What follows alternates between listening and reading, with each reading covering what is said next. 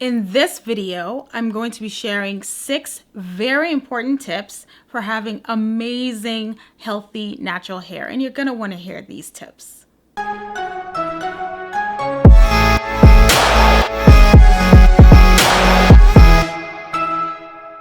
Hi everyone, welcome back to SimplyFunmi. In this video, I'm sharing 6 very important tips for healthy natural hair. Now, I am not going to be focusing on products in this video. I mean, I'll share a few, but this video is more so focused on techniques and tools. And I think that is something that is extremely important because it can very easily be overlooked, because sometimes us naturalistas are very much focused on products. But as I said, we're going to be talking about techniques and tools with a sprinkle of products here and there. So tip number 1, don't rush. Let me explain. When you're tired and you are hangry, that is not the time to be doing your hair, because you're just going to take out that frustration on your hair. And our natural hair deserves care and attention. And if you are just rushing through or you're just tired, you're going to break your hair. You're not going to be gentle, and it's just going to lead to breakage. So for me personally, if I'm tired, I postpone my wash day. I don't do my hair, or I'll do something very simple and easily, like I can throw together in like a few seconds. So don't rush, take your time and be gentle with your hair. Tip number 2, detangle your hair. When I do my wash day, I always detangle first before I even wash it with shampoo and condition and all of that.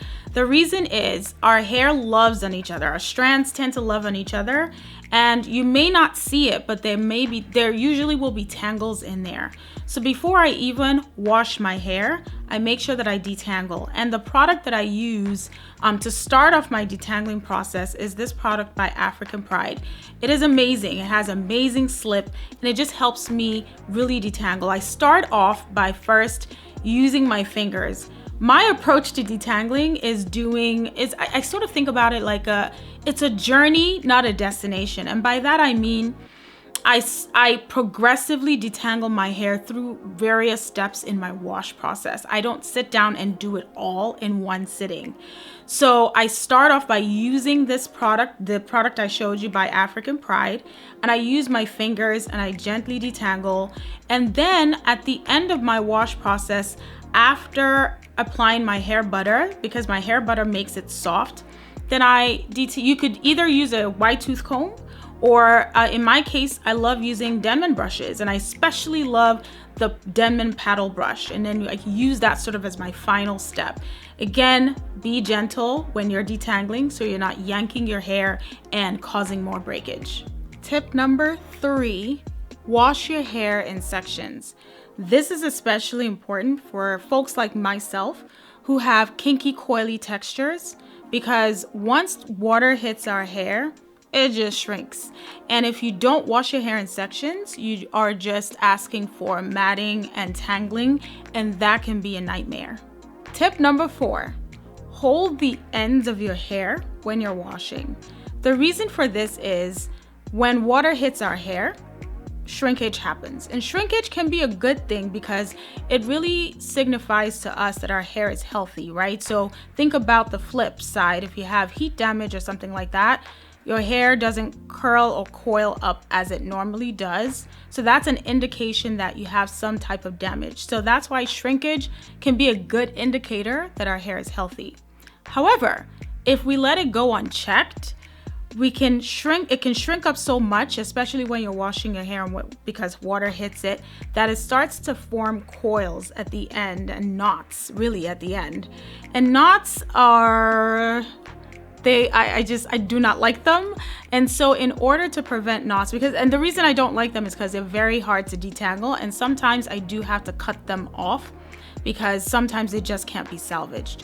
So in order to limit that from happening, it's best to hold the ends of your hair when you're washing it. Of course, don't pull, but just hold it sort of lightly taut while you wash so that the ends of your hair can be stretched during your wash and condition process. And the other thing about it is that once you're done rinsing out the shampoo or the conditioner from your hair, twist your hair back, because the twist, again, kind of the same concept, leaves it stretched, prevents those knots, or limits, I would say, those knots from forming before moving on to the next section of your hair. Tip number 5 is protective styling. In my opinion, this is a secret weapon for healthy, natural hair. The thing is, when you protective style, you don't manipulate your hair as often. So doing low manipulation styles helps to keep the ends of your hair tucked and protected, hence the name protective styling.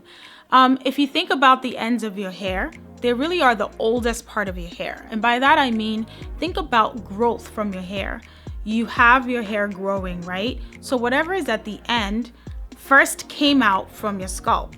And then you have new growth beneath, like at the roots. So those ends tend to be more prone to breakage than your new growth. And that's why it's important to protect the ends of your hair and keep them tucked and not manipulate them so much so that you don't have breakage. When you think about protective styles, I'm talking about things like braids, cornrows, wigs, flat twists, those sort of things.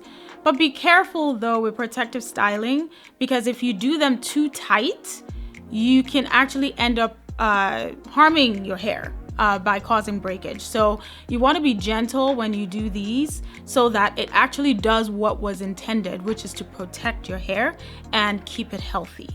So my final tip, guys, is to deep condition. And in my opinion, this is the bread and butter of healthy natural hair.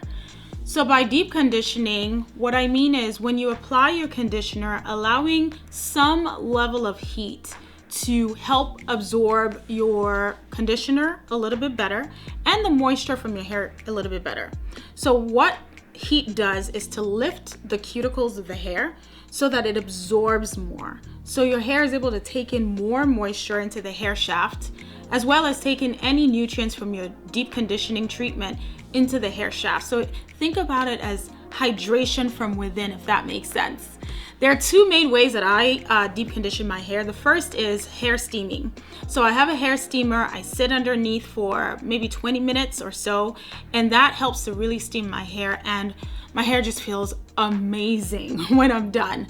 The other way that I do it is by after putting my deep conditioner, of course, and twisting it back up, then I put on a shower cap and then I wrap a towel around it. What that does is to allow my own natural body heat to help, open up my cuticles and help absorb all of the goodness from the deep conditioner and the moisture from the water. So that really helps, in my opinion, is a game changer. It really keeps the hair healthy, moisturized, and hydrated, which is really key for healthy natural hair.